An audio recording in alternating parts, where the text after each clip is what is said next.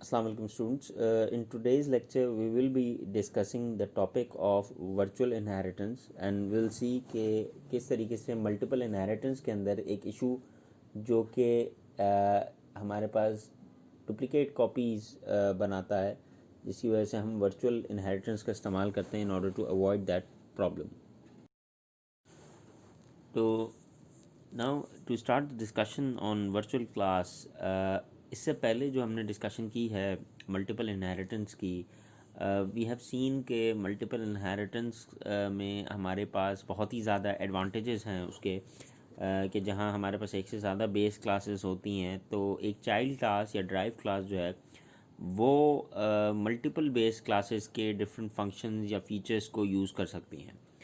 Although multiple inheritance की अपनी एक इफ़ेक्टिवनेस है, एक यूज़फुलनेस है, but it has some issues, some problems हैं, जो कुछ प्रॉब्लम्स हैं ऐसी जो कि हम नज़र आता है कि वर्चुअल क्लास जो मल्टीपल इनहेरिटेंस है उसके अंदर मौजूद हैं। उसको हम कोशिश करेंगे कि एक एग्ज़ाम्पल की मदद से थोड़ा सा समझें, बट बिफोर वी स्टार्ट हम इस प्रॉब्लम को देखेंगे और उस प्रॉब्लम के सोल्यूशन को भी यहाँ पे देखेंगे किस तरीके से वो प्रॉब्लम जो है वो सॉल्व किया जा सकता है। So let's say we consider an example, एक क्लास डेफिनेशन हम कंसिडर करते हैं। एक बेस क्लास मैंने बनाई जिसको मैंने नाम दिया ग्रैंड पेरेंट का। अब इस ग्रैंड पेरेंट के अंदर बेसिकली हमारे पास एक वेरिएबल हमने इनिशियलाइज करवाया, इंटीजर एज, और ये इंटीजर एज जो है वो प्राइवेट इसका एक्सेस है basically, because we understand from the previous lectures के जब भी हम किसी भी फंक्शन या किसी भी डेटा मेंबर के साथ नहीं मेंशन करते कि वो पब्लिक है, प्रोटेक्टेड या प्राइवेट है, तो बाय डिफ़ॉल्ट वी नो कि वो प्राइवेट कंसिडर किया जाएगा। तो इसलिए यहाँ पे जो एज है वो इंटीजर एज जो है वो एक प्राइवेट वेरिएबल है।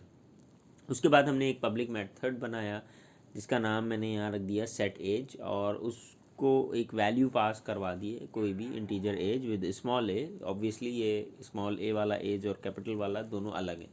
और इसी तरीके से जैसे हमने इससे पिछले लेक्चर्स में पॉइंट क्लास बनाई जिसमें सेट एक्स और गेट एक्स के मेथड बनाए थे, तो यहाँ पे मैंने सेट एज के मेथड में age small with a, small a के साथ उसको क्लास के इंटरनल वेरिएबल्स के बराबर कर दिया, और गेट एज में बेसिकली उसी एज जो इंटरनल वेरिएबल था उसको रिटर्न करवा दिया।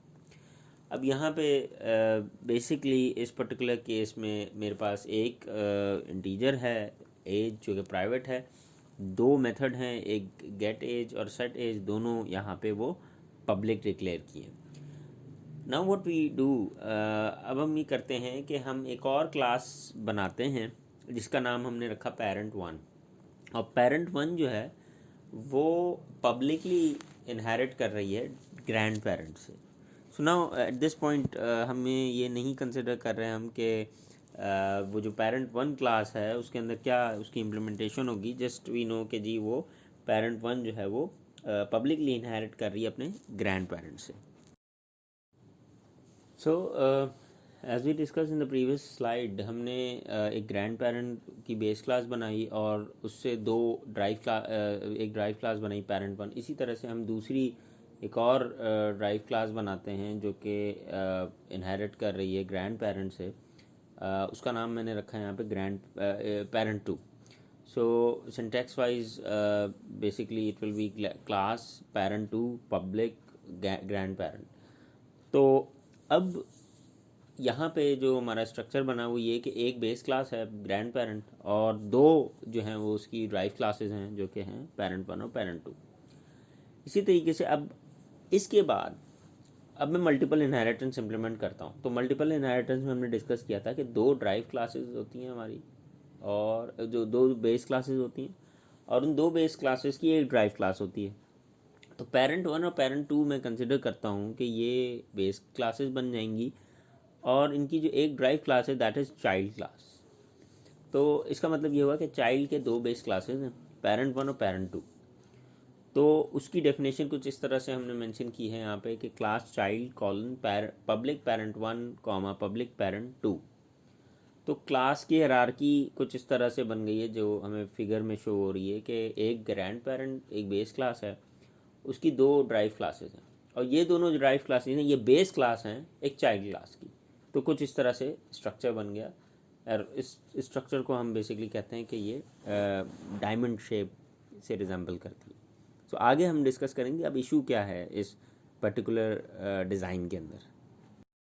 सो फर्दर हम अपनी डिस्कशन को थोड़ा सा आगे बढ़ाते हैं कि जो इससे पहले हमने डायग्राम देखा था drive classes with copies of parent class objects, उसमें अब हम करते ये हैं कि ग्रैंड पेरेंट के हम समझते हैं कि कोई लेट्स से सपोज करते हैं कि मेंबर 1 और मेंबर 2, अब यहाँ पे वो डेटा मेंबर ही कंसिडर कर लेते हैं या मेंबर फंक्शंस भी हो सकते हैं, लेकिन for the sake of simplicity यहाँ पे मैं कहता हूँ कि ये 2 डेटा मेंबर्स हैं, कोई भी मेंबर 1 और मेंबर 2। तो उसके बाद इसका मतलब ये हुआ कि अब पेरेंट 1 क्योंकि ड्राइव क्लास है, तो इसका मतलब है कि जो ग्रैंड पेरेंट के मेंबर 1 और मेंबर 2 हैं वो depending on the type of inheritance, चाहे वो पब्लिक हो, प्राइवेट हो या प्रोटेक्टेड हो, कोई ना कोई इन्फॉर्मेशन, अभी सपोज करते हैं पब्लिक ही है तो मेंबर 1 और मेंबर 2 पेरेंट 1 में आएंगे, और पेरेंट 1 के अपने भी कोई मेंबर होंगे। तो let's say for example grand parent के हम मेंबर कंसिडर कर लेते हैं मेंबर 1 और मेंबर 2 के, वो इंटीजर एक्स और इंटीजर वाई हैं 2। तो इंटीजर एक्स और इंटीजर वाई जो है वो पेरेंट 1 में हमें यहाँ पे नज़र आ रहे होंगे, बिकॉज वो ड्राइव क्लास है और इनहेरिट कर रही है फ्रॉम ग्रैंड पेरेंट क्लास। अब जो पेरेंट 1 के अपने मेंबर्स हैं वो भी कुछ होंगे, लेट्स से यहाँ पे ग्रैंड पेरेंट के बजाय अब अलावा हमारे पास पेरेंट 1 का एक मेंबर है, लेट्स से एक्स, सॉरी ए। अब दूसरी तरफ जो पेरेंट 2 है वो भी क्योंकि इनहेरिट कर रही है from this grand parent class, तो मेंबर 1 मेंबर 2 वहाँ पे भी आएंगे, और पेरेंट 2 का अपना भी कोई वेरिएबल होगा जो डेटा मेंबर्स मौजूद हैं। इसी तरह अब चाइल्ड क्लास के अंदर क्योंकि चाइल्ड क्लास की 2 बेस क्लासेस हैं, तो इसका मतलब ये हुआ कि ये जो चाइल्ड क्लास है जो एक ड्राइव क्लास है, ये पेरेंट 1 इसकी एक बेस क्लास है और पेरेंट 2 बेस क्लास है, और अगेन क्योंकि ये इनहेरिट कर रही है इन दोनों क्लासेस से, तो मेंबर 1 और मेंबर 2 को भी लेगी पेरेंट 1 से, और पेरेंट 1 का मेंबर भी रहेगी। इसी तरह मेंबर 1 और मेंबर 2 पेरेंट 2 का भी है, और पेरेंट 2 का अपना भी मेंबर है, वो भी नीचे आएगा। तो चाइल्ड क्लास में बेसिकली हमारे पास ये member 1 member 2 parent 1 member parent 2 member, ये तमाम चीज़ें आ जाएंगी। अब प्रॉब्लम कहाँ है ये समझने की हम कोशिश करते हैं कि मेन मेथड, लेट्स से हमने एक ऑब्जेक्ट बनाया इसी चाइल्ड क्लास का। अब जब ये ऑब्जेक्ट क्रिएट हुआ क्लास चाइल्ड का, तो इस ऑब्जेक्ट के पास हमने इससे पहले बात की थी इनिशियल लेक्चर्स में कि जब मैं एक पॉइंट क्लास कोई भी कंसिडर करता हूँ उसका कोई ऑब्जेक्ट बनाते थे, तो हम देखते थे कि अगर पॉइंट पी लिखा तो पी डॉट एक्स और पी डॉट वाई, यानी एक ऑब्जेक्ट बनाने पे वो तमाम के तमाम जो डेटा मेंबर्स हैं उनकी एक कॉपी बनती है। तो यहाँ पे जब मैं चाइल्ड का ऑब्जेक्ट बनाता हूँ तो इस चाइल्ड का ऑब्जेक्ट बनाने में इसके पास कॉपी होगी बोथ पेरेंट 1 के भी और पेरेंट 2 के भी मेंबर्स की, क्योंकि मेंबर 1 और मेंबर 2 दोनों हैं। अब जो पेरेंट है, यानी पेरेंट यहाँ पे हमारे पास जो ऑब्जेक्ट है इसका, ये ग्रैंड पेरेंट से बेसिकली ड्राइव हो रहा है, और both parent 1 and parent 2 objects जो हैं वो इंडिपेंडेंट कॉपी रखते हैं ग्रैंड पेरेंट की। यानी पेरेंट 1 जब मैंने बनाया तो वो ड्राइव क्लास थी, तो मेंबर 1 और मेंबर 2 ग्रैंड पेरेंट की एक कॉपी वहाँ चली गई पेरेंट 1 के पास, दूसरी पेरेंट 2 के पास भी मेंबर 1 और मेंबर 2 की कॉपी चली गई। अब ये दोनों सेपरेट कॉपीज़ हैं क्योंकि दोनों हमने इससे पहले बात भी की थी कि ये इंडिपेंडेंट हैं बेसिकली। तो दोनों अपने अपने एंड पे ग्रैंड पेरेंट की कॉपीज़ लेंगे उसके मेंबर्स की, जो हमें डायग्राम में भी नज़र आ रहा है। अब अगर मैं चाइल्ड का, जैसे हमने बात की थी कि ऑब्जेक्ट क्रिएट करते हैं, तो हम सेट एज का मेथड अगर कॉल करते हैं ग्रैंड पेरेंट के अंदर जो हमने बनाया था, तो हमारा जो चाइल्ड क्लास है बेसिकली वो उसकी 2 पेरेंट क्लास हैं, एक पेरेंट 1 और पेरेंट 2। तो उसकी हिसाब से अगर मैं कहता हूँ कि चाइल्ड डॉट सेट एज और फिर 100 की वैल्यू पास कर देता हूँ, तो ये कंपाइल नहीं होगी। क्यों नहीं होगी? वो इसलिए नहीं होगी कि हमारे पास सेट एज की जो इन्फॉर्मेशन है वो बेसिकली ग्रैंड पेरेंट की थी। तो ग्रैंड पेरेंट के मेंबर्स जो हैं वो पेरेंट 1 में भी आए एक कॉपी, और दूसरी कॉपी आई पेरेंट 2 में। अब दोनों की अलग अलग कॉपीज है, तो कंपाइलर कंफ्यूज हो जाएगा कि दोनों के अंदर सेट एज है, कौन सा सेट एज मेथड बनाना है। तो ये एक एम्बिगियस कॉल है जो कि कंपाइलर को कंफ्यूज कर देगी और जिसकी वजह से कंपाइलर एरर देगा। सो नाउ यू अंडरस्टैंड कि अब प्रॉब्लम क्या है कि हमारे पास ग्रैंड पेरेंट का एक ही जो है वो बेसिकली मेंबर थे, मेंबर 1 और मेंबर 2, और यही मेंबर 1 की एक कॉपी चली गई पेरेंट 1 के पास, एक पेरेंट 2 के पास। अब जब चाइल्ड उसको कॉल कर रहा है, क्योंकि चाइल्ड की 2 बेस क्लासेज हैं, वो मेंबर 1 और मेंबर 2 को जब कॉल करेगा तो कंपाइलर कंफ्यूज होगा पेरेंट 1 से उठाएगा या पेरेंट 2 की उठाएगा, नोइंग के जी ठीक है वो दोनों एक ही मेंबर 1 कहीं से भी उठा लें, लेकिन कन्फ्यूजन होगी कंपाइलर को, बिकॉज दोनों मेंबर्स तो ग्रैंड पेरेंट की एक कॉपी उठाई उन्होंने। तो अब हम देखेंगे कि ये मज़ीद के ये प्रॉब्लम है किस तरह की और इसको रिजॉल्व कैसे किया जाएगा।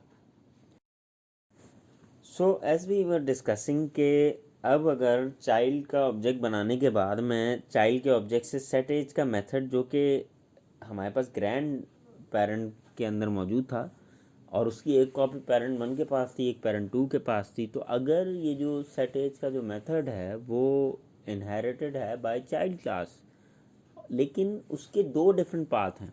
पहला पाथ जो पिछले फिगर में हमने देखा भी पिछली स्लाइड में कि वो बनता है कि चाइल्ड क्लास से पेरेंट 1 और पेरेंट 1 से ग्रैंड पेरेंट, और दूसरा पाथ है चाइल्ड क्लास से पेरेंट 2 और पेरेंट 2 से grand parent.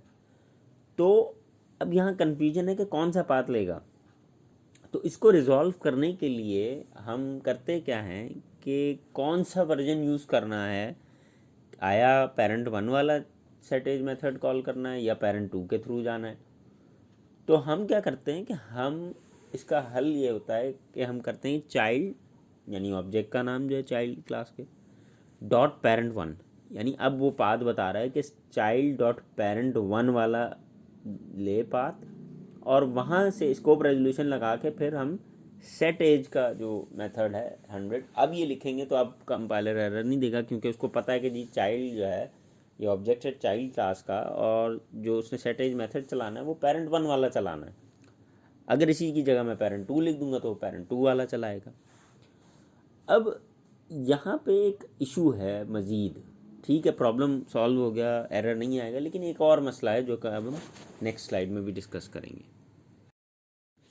So as we were discussing कि हमारे पास जो पिछली स्लाइड में हमने देखा कि चाइल्ड ऑब्जेक्ट जो था डॉट पेरेंट 1 और फिर स्कोप रेजोल्यूशन सेट एज और फिर जो भी वैल्यू हमें पास करनी है सेट एज के अंदर एज की वो पास हो जाएगी।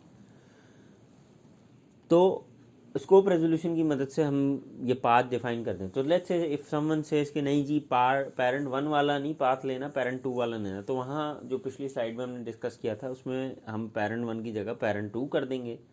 तो इंस्टेड ऑफ पेरेंट 1 जो है वो पेरेंट 2 का वो पाथ लेगा और ये भी एक वैलिड जो है वो स्टेटमेंट होगी और ये कंपाइल कर देगा compiler.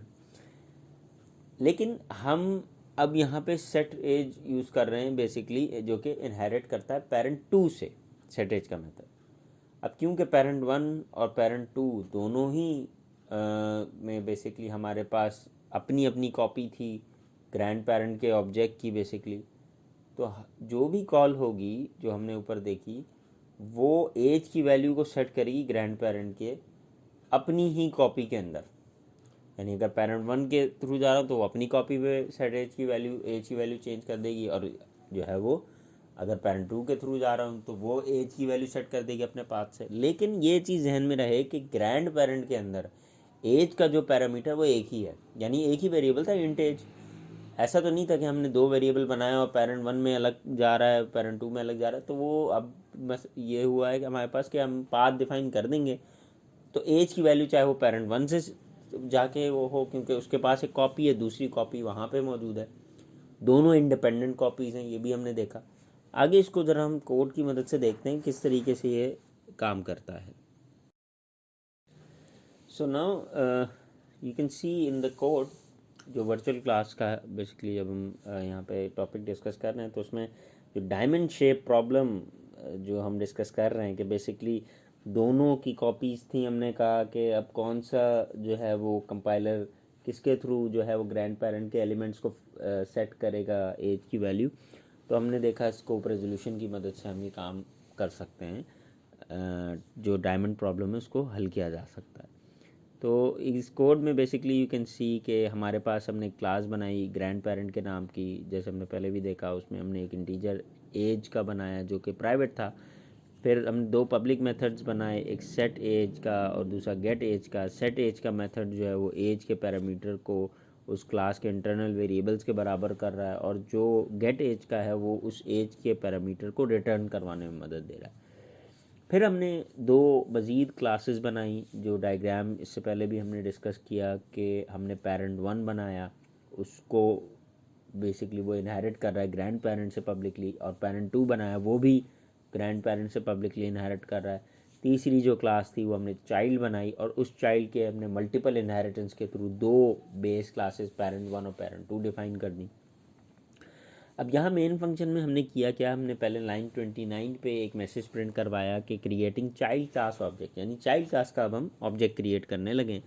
So we wrote child और फिर विद स्मॉल सी चाइल्ड, और फिर हमने एक और सी आउट मैसेज लिखवाया कि setting grand parent age to 150 through parent one path, यानी पेरेंट वन का वो अब लेते हुए हम सहारा बेसिकली सेट एज की वैल्यू में को यूज़ कर रहे हैं, या एज की वैल्यू को सेट कर रहे हैं। तो if we write as we see in line 32 child dot parent 1 scope resolution set age 150। अब इसका मतलब क्या हुआ कि कंपाइलर जो है चाइल्ड ऑब्जेक्ट के थ्रू पेरेंट क्लास तक जाएगा, और पेरेंट क्लास में जो सेट एज का मेथड अगर जो यूज ट्रांसफ़र होके आएगा ऑब्वियसली इनहेरिटेंस के थ्रू, तो वो सेट एज का मेथड जो है वो जाके एज की वैल्यू को सेट कर देगा विच इज़ 150।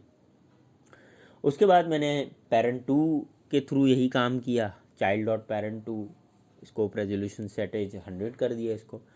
अब जो है अगर मुझे डिस्प्ले भी करानी है तो क्योंकि दो डिफरेंट एज की वैल्यूज सेट हो रही हैं, एक जो है थ्रू पेरेंट वन के पास एक कॉपी थी, एक पेरेंट टू की अपनी कॉपी थी। हालांकि ग्रैंड पेरेंट में एक ही एज का पैरामीटर था, लेकिन दोनों ने अपनी अपनी कॉपीज़ बनाई हैं, क्योंकि दोनों ही अपनी अपनी कॉपी ले रहे हैं जो कि इंडिपेंडेंट थी। तो अब जब मुझे सी आउट पे डिस्प्ले भी कराना है तो उस पर as you can see in line 37 कि we will write child dot parent one scope resolution get age. अब गेट एज का तो रिटर्न लेके आ रहा है वैल्यू, तो इसकी वजह से जो पेरेंट वन में हमने वैल्यू पास की थी 150, तो इस केस में 150 डिस्प्ले हो रही है। वेयर एज जो सेकेंड केस था लाइन 39 में कि पेरेंट टू के थ्रू जो हमने सेट एज की थी, जब उसके साथ गेट एज का मेथड, क्योंकि उसकी अपनी एक कॉपी थी, हमने पहले भी बात की है, तो यहाँ पे वो 100 अपनी वैल्यू प्रिंट करेगा। So in this way we have seen कि जी किस तरीके से अगर मल्टीपल कॉपीज़ भी बन रही हैं तो आपने कौन सी कॉपी यूज़ करनी है, आप बड़े आसानी से स्कोप रेजोल्यूशन के थ्रू जो है वो इस काम को कर सकते हैं। So now we will see कि किस तरीके से ये कोड जो है वो हमारे पास एग्जीक्यूट होता है। So now we can see the same code जो हमने इससे पहले देखा स्लाइड में। हमारे पास यहाँ ग्रैंड पेरेंट की क्लास थी, उसमें हमने एक प्राइवेट वेरिएबल इंट एज का बनाया। उसके बाद हमने यहाँ पे गेट एज का मेथड बनाया उसमें से, और सेट एज का मेथड बनाया। फिर हमने पेरेंट वन को इनहेरिट करवाया ग्रैंड पेरेंट से, पेरेंट टू को ग्रैंड पेरेंट से इनहेरिट करवाया, और चाइल्ड क्लास को इनहेरिट करवाया पेरेंट वन पेरेंट टू दोनों से। तो उसके बाद मेन फंक्शन में हमने क्रिएटिंग क्लास ऑब्जेक्ट ये मैसेज प्रिंट करवाया, चाइल्ड का ऑब्जेक्ट क्रिएट किया, और फिर इस ऑब्जेक्ट के थ्रू पेरेंट वन के थ्रू सेट एज का मेथड कॉल किया, और वैल्यूज एज की हमने 150 सेट कर दी। अब ये वो 150 वैल्यू है, ये वो एज की वो वैल्यू जो कि पेरेंट वन के पास जिसकी कॉपी, और सेट एज जो पेरेंट टू के साथ यूज की, तो ये वो एज की वैल्यू जो पेरेंट टू के पास जिसकी कॉपी थी। फिर हमने रिट्रीव करवाया जब, तो उसमें भी हमने जैसे पहले भी हमने बात की थी कोड में कि हमने पहले जो है वो चाइल्ड को पेरेंट वन के साथ उसकी वैल्यू को रिट्रीव करवाया, और फिर जो है वो दूसरे वैल्यू को डिस्प्ले करवाया। सो नाउ विल सी के कंपाइलेशन के बाद जो है किस तरीके से हमारे पास आउटपुट जनरेट होता है इस कोड का। So as you can see here कि क्रिएटिंग चाइल्ड क्लास सब्जेक्ट पहले हमने बनाया, फिर हमने सेट किया एज ग्रैंड पेरेंट की जो है 150, उसके बाद पेरेंट 2 पे भी 150 हमने यहाँ पे कर दिया, और let's say there is a mistake basically कि यहाँ 100 आना चाहिए, हमने यहाँ पे डिस्प्ले में गलत लिखवाया है यहाँ पे। दे माइट बी पेरेंट 2 जो कि हम यहाँ पे मिस कर गए। Let's say so then retrieve करने पे जब पेरेंट 1 की वैल्यू प्रिंट करवाई तो दैट इज 150, पेरेंट 2 की करवाएंगे तो 100। So in this way we resolve this issue of having कि जी 2 कॉपीज हैं तो कौन सी कॉपी उठाए, तो वो ये मसला हम यहाँ पे इस तरीके से हल कर चुके हैं। So after discussing this case of getting the duplicate copies जो हमने देखा, कुछ यहाँ पे अब मसला हमें नज़र आता है कि जब हम कहते हैं कि हमारे पास ग्रैंड पेरेंट में तो एज वेरिएबल की एक ही कॉपी थी, और सेट एज और गेट एज जो मेथड हैं उनकी भी एक ही कॉपी थी, तो इस हायरार्की के अंदर बेसिकली हम यही एक्सपेक्ट करते हैं कि एज एक पैरामीटर है जिसको सेट करना था। अब यहाँ पे प्रॉब्लम क्यों आया? प्रॉब्लम इसलिए आया कि पेरेंट 1 और पेरेंट 2 ने अपनी अपनी इंडिपेंडेंट कॉपीज़ जो हैं वो बनानी शुरू कर दी थी ग्रैंड पेरेंट की। सो इमेजिन कि अभी सिर्फ हमारे पास पेरेंट 1 और पेरेंट 2 हैं, लेट्स से हमारे पास जो ड्राइव क्लासेज हैं 1000 भी हो सकती थी, तो इसका मतलब है कि 1000 क्लासेस जो हैं वो अपनी अपनी कॉपी अगर अलग बनाने लगे हैं तो हमारे पास मेमोरी की यूटिलाइजेशन बिला वजह में ज़ाया होगी। हालांकि हमें पता है कि ग्रैंड पेरेंट के अंदर एक ही एज की वैल्यू थी जिसको सेट करना था सिंपल, हमें मल्टीपल कॉपीज की ज़रूरत तो नहीं थी। तो बेसिकली यहाँ वेस्टेज ऑफ हमें मेमोरी नज़र आ रहा है कि हर कोई अपनी एक कॉपी बना रहा है। तो किस तरीके से हम बेसिकली इसमें इस प्रॉब्लम को रिजॉल्व करें कि एक तो कंपाइलर को ये मसला ना हो कि कौन सा वेरिएबल उठाना है, और जो मेमोरी वेस्ट हो रही है कि हर पेरेंट क्लास अपनी अगर हर बारी जो है वो कॉपी बनाने लग जाएगा तो हमारे पास जो मेमोरी है वो बहुत ही ज़्यादा वेस्ट होने लगेगी। सो ये जो पर्टिकुलर प्रॉब्लम है इसको हम अवॉइड कर सकते हैं by using this virtual keyword. Inheritance के टाइम पे इस वर्चुअल के कीवर्ड को अगर हम यूज़ करते हैं तो ये मसला हमारा कॉपीज़, डुप्लीकेट कॉपीज़ या मल्टीपल कॉपीज़ बनाने का जो एक इशू है वो बआसानी रिजॉल्व हो सकता है। सो इन द अपकमिंग स्लाइड्स हम देखेंगे कि किस तरीक़े से ये प्रॉब्लम जो है वो रिजॉल्व किया जा सकता है। So as we were discussing के अब हम ये नहीं चाहते कि जी पेरेंट 1 और पेरेंट 2 अपनी ही मल्टीपल कॉपीज़ बनाएं, बल्कि किसी तरीके से ये मसला या ये प्रॉब्लम जो है वो रिज़ॉल्व हो कि जो मेमोरी की वेस्टेज है उसको रोका जा सके। तो इसको हमने बात की थी कि वर्चुअल के कीवर्ड के थ्रू हम बड़ी आसानी के साथ इस चीज़ को अवॉइड कर सकते हैं। तो हमने जो पेरेंट 1 और पेरेंट 2 की जो डेफिनेशन लिखी, यानी पेरेंट 1 और पेरेंट 2 जहाँ डिफ़ाइन किए, प्रीवियस हमने कोड में भी देखा, तो वहाँ पे बेसिकली अब हम कहते हैं कि इस जो डेफिनेशन है उसको हम थोड़ा सा मॉडिफाई करके अगर लिख दें, just like as you can see in the syntax, class parent 1 colon public virtual grand parent, और फिर जो भी पेरेंट 1 की इम्प्लीमेंटेशन है ब्रैकेट्स के अंदर, उसके बाद जब पेरेंट 2 लिख रहे हैं तो parent 2 public virtual grand parent. अब ये जब हम इनहेरिट करवा रहे हैं ग्रैंड पेरेंट से तो हम टाइप ऑफ इनहेरिटेंस के बाद जो है वो लिख रहे हैं वर्चुअल का keyword before writing the name of the base class grand parent. तो यहाँ पे बेसिकली अब ये जो वर्चुअल का कीवर्ड है क्लास की डिक्लेरेशन में, इससे क्या हमारा प्रॉब्लम रिजॉल्व हो रहा है? तो as you can see the diagram के again we have a grandparent class जिसके मेंबर 1 और मेंबर 2 थे, और उसके बाद हमने पिछले केस से अगर कंपेयर करें तो जो डिफरेंस है वो ये कि हमने अब इसको वर्चुअल लिखा है कीवर्ड। अब ये क्या करेगा कि इंस्टेड ऑफ मेकिंग और maintaining the copy of member 1 and member 2 of grand parent class, वो एक जगह पे एक कॉपी बना लेगा मेंबर 1 मेंबर 2 की।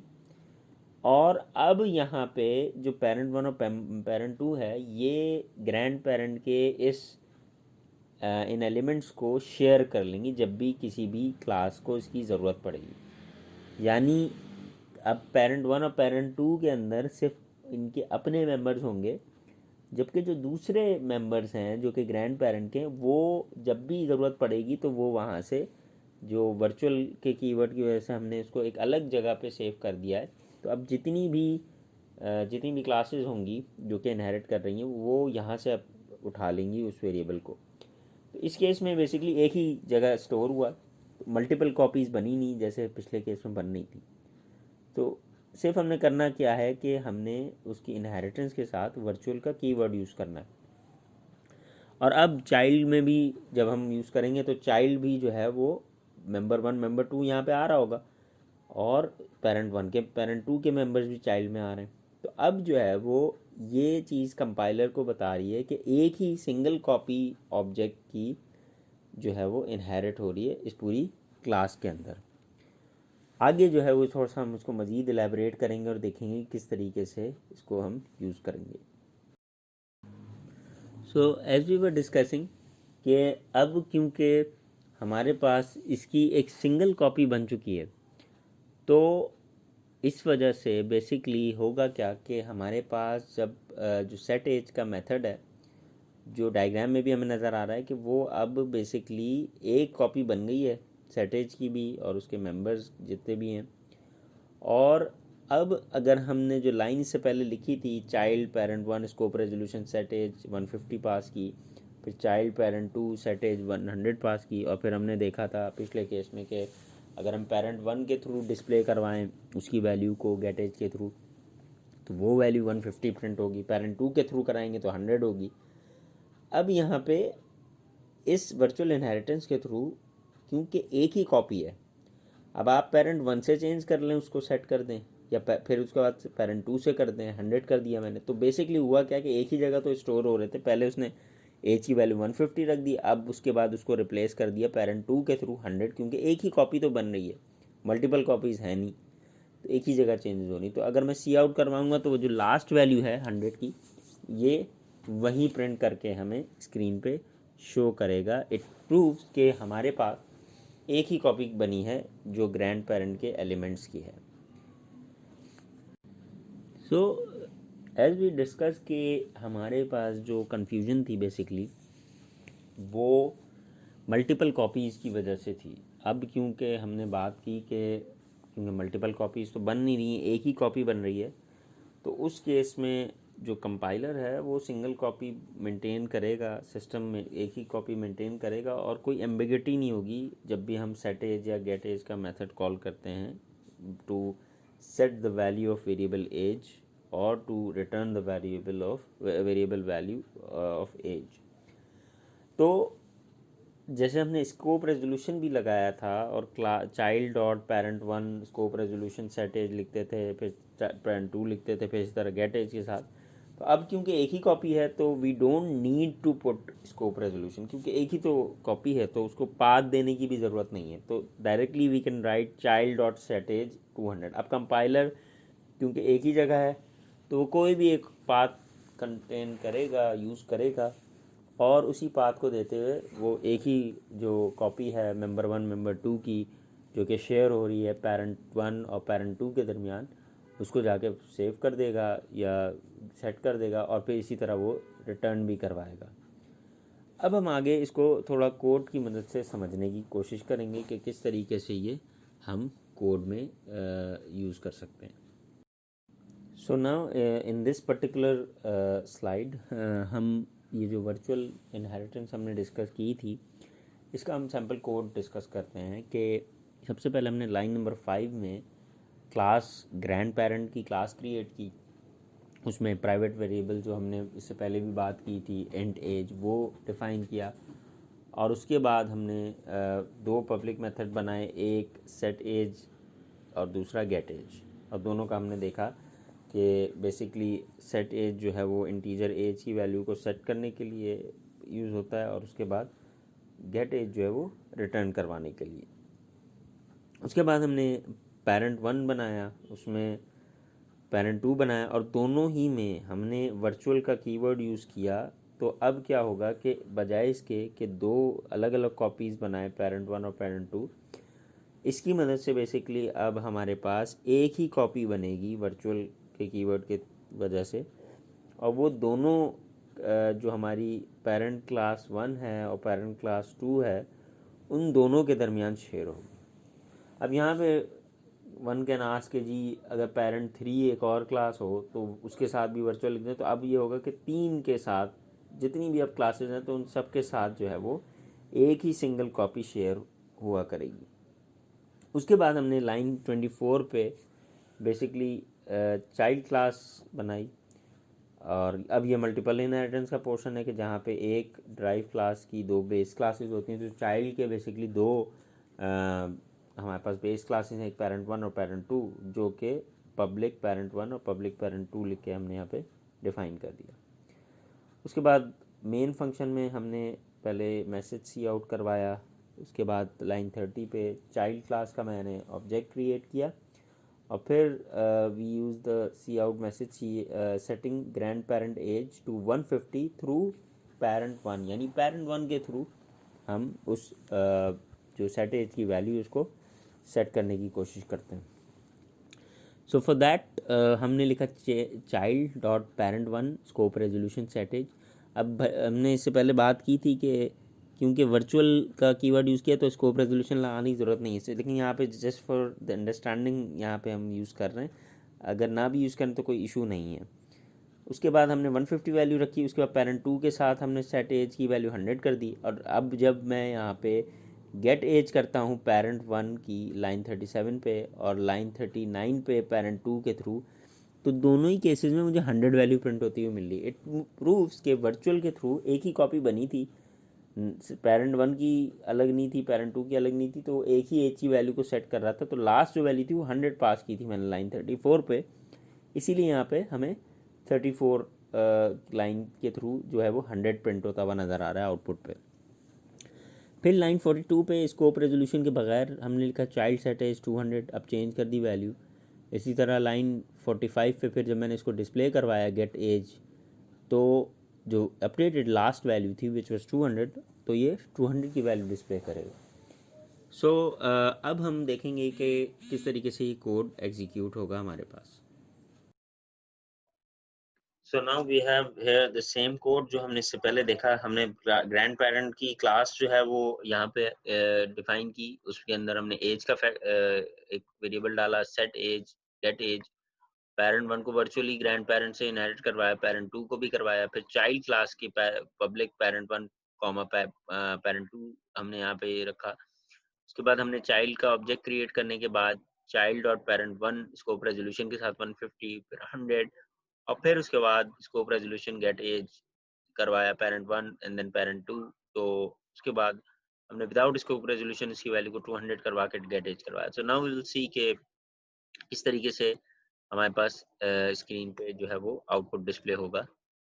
सो as you can see here कि पहले हमने चाइल्ड के ऑब्जेक्ट को क्रिएट किया, फिर setting age to 150 from parent 1 path, फिर उसको 100 कर दिया पेरेंट 2 से। तो क्योंकि ये वर्चुअली था तो एज को जब प्रिंट करवाया मैंने पेरेंट 1 के थ्रू तब भी 100 आया, पेरेंट 2 के थ्रू तब भी 100 आया। ऑल्दो कि आपने पेरेंट 1 के थ्रू उसको 150 किया था, लेकिन क्योंकि वर्चुअल इनहेरिटेंस है, एक ही कॉपी शेयर हो रही, तो जो लास्ट अपडेट थी 100, दैट विल बी इफेक्टिव। तो 100 दोनों के पेरेंट 1 और पेरेंट 2 के केस में हमें नजर आ रही है। फिर हमने विदाउट स्कोप रेजोल्यूशन इसकी वैल्यू को 200 कर दिया, और उसके बाद जब प्रिंट करवाया तो दोबारा हमें 200 मिल गया। So with that, we end up the discussion on virtual inheritance. इंशाल्लाह नेक्स्ट लेक्चर से हम नया जो टॉपिक है उसको स्टार्ट करेंगे। Till then, thank you very much and अल्लाह हाफिज।